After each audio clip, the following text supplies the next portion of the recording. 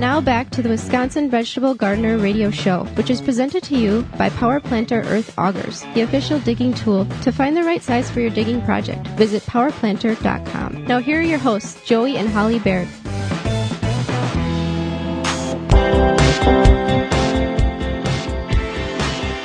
Welcome back to the Wisconsin Vegetable Gardener Radio Show. It's time to answer some of the questions that you have submitted over the last week. If you've got a question, you can certainly do such by getting a hold of us at 1-800-927-SHOW. That's 1-800-927-SHOW.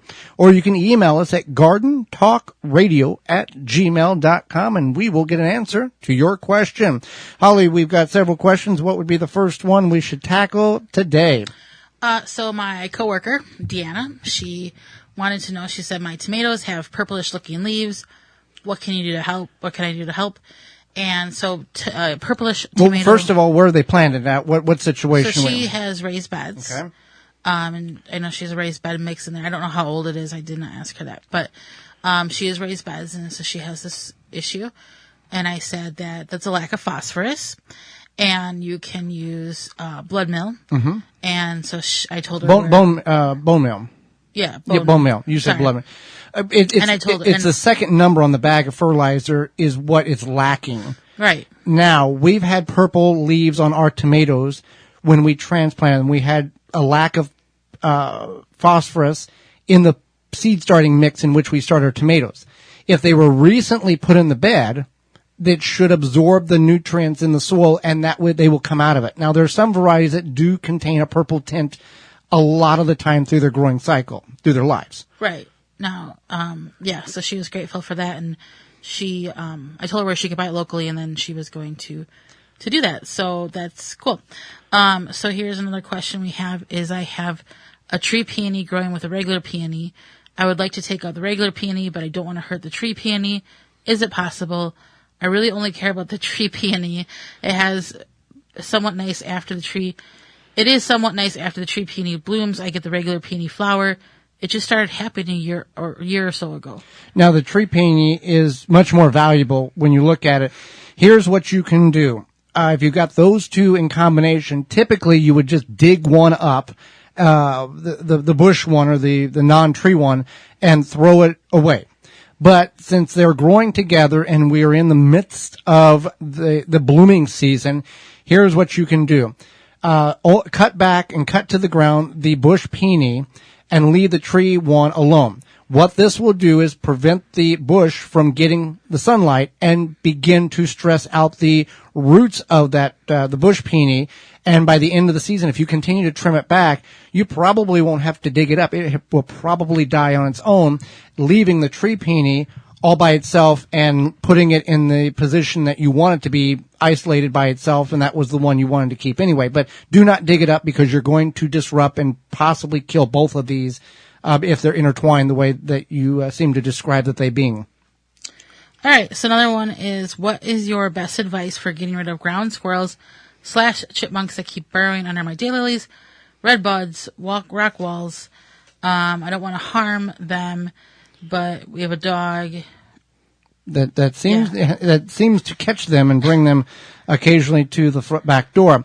Well, chipmunk squirrels absolutely cannot stand the smell of certain strong oils like peppermint, citrus, cinnamon, and eucalyptus. So you can spray around the areas where the chipmunks are located, and they can't stand the smell. They also can't stand the smell of garlic, peppered base repellent. So if you find their hole or you can find where they're at, you can apply that to the area. However, it's not, you will have to reapply it after each rain. Mothballs will determine chipmunks, and squirrels. But if the mothballs are eaten by the chipmunks, it can kill them. Also, with the dog being there, that may not be something that you would want to have open to the environment. The dog may get a hold of it as well. Sprinkle some cayenne chili powder around the hottest that you can get. And you will have to reapply that the next time it rains as well. But it's non-toxic, and they get it in their nose and they don't like it. So you can discourage the chipmunks from hanging around your place by doing that. Now, a decoy or a predator like an owl or something, can scare the chipmunks away, but chipmunks are pretty smart, and once they see after about 4 days that owl has not moved, it may not be the most effective way. Holly got a canning question here. They want to know how many pounds of vegetables and or fruit, based on what they're canning, is needed to can. Is there some type of canning chart, or do you have some general knowledge of the basics amount? Yeah, so the National Center for Home Food Preservation website has all of this information on it. Again, that's the National Center for Home Food Preservation, and it will say, I have X amount of whatever, and I want to can this. How many pounds do I need per quart, per jar, what have you? Just some references here. What for would you reference, per quart, an asparagus you would want to use, and this is per pound, 2.5 to 4.5 pounds. Beans, so this is like the snap beans or the wax beans, whatever. Pole beans. Like, string beans, yeah. 1.5 to 2.5. Lima beans, 3 to 5. That's 1.5 to 2.5 pounds per quart. Right, this is pounds per quart. Yep. That's what I said. Yep. And then beets without the tops, 2 to 3.5 pounds. Carrots without the tops, 2 to 3 pounds. Corn or cream style or whole corn, 3 to 6 pounds. Peas, 3 to 6 pounds. Pumpkin, spinach, pumpkin 1.5 to 3. Spinach, you don't necessarily want to can spinach, so that's, you can freeze it, can't you? Yeah, you can freeze it. Winter squash, so anything like squash, winter squash, pumpkin, you want to cube that. Peel it and then cube it.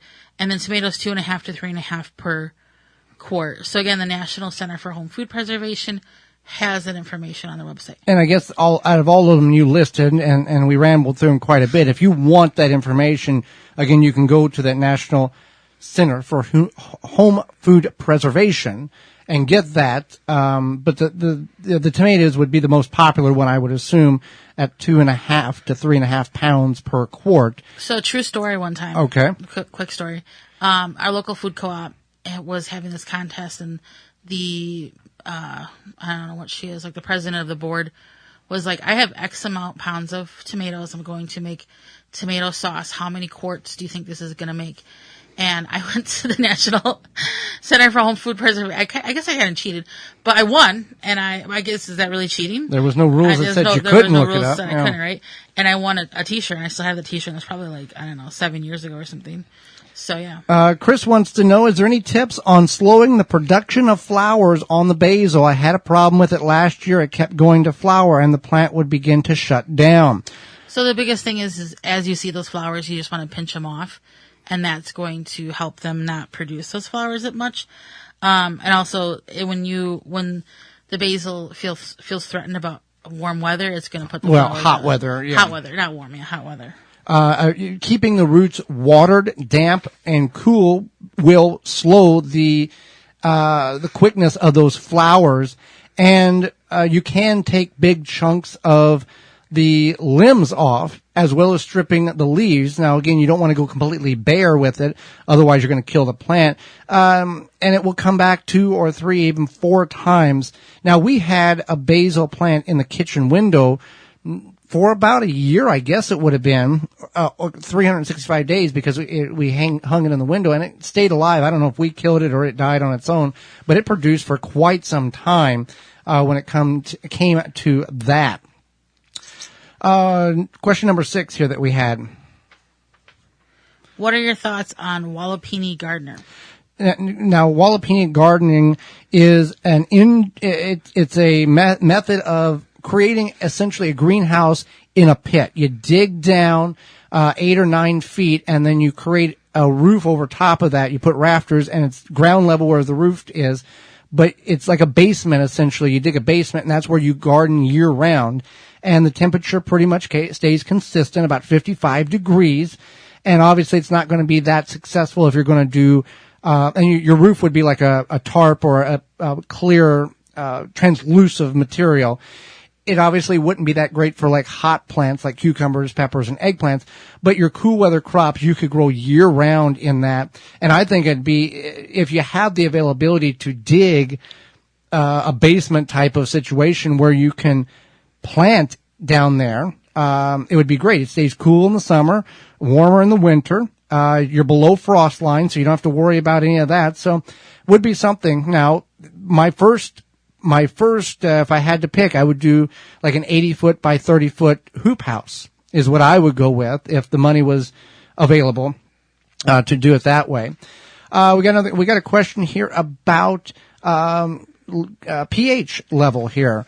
Can you speak on the shelf life of nutrients and pH up and down nutrients? I'm big in hydroponics and was gifted some bottles. Okay, so pH is affected by exposure to air. Yeah. Now the pH is a chemical that keeps that in the hydroponics the water neutral or up and down, whatever you want. The more you open it, the more you expose it to air, the sooner it's going to expire. So you want to keep that in mind, and they can last for years in a cold, dark place. So I guess be mindful, don't leave it open. Make sure you seal it tightly after you use it every time. Keep it in a cool, dark place. Don't put it in an area where the temperature might vary quite a bit.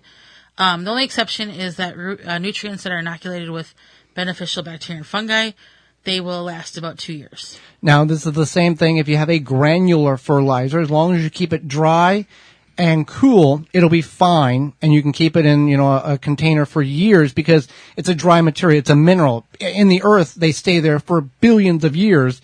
You've got it in a bag in your garage, your house, your workshop, wherever that is. So the same thing applies on that. For more information, please visit thewisconsinvegetablegardener.com.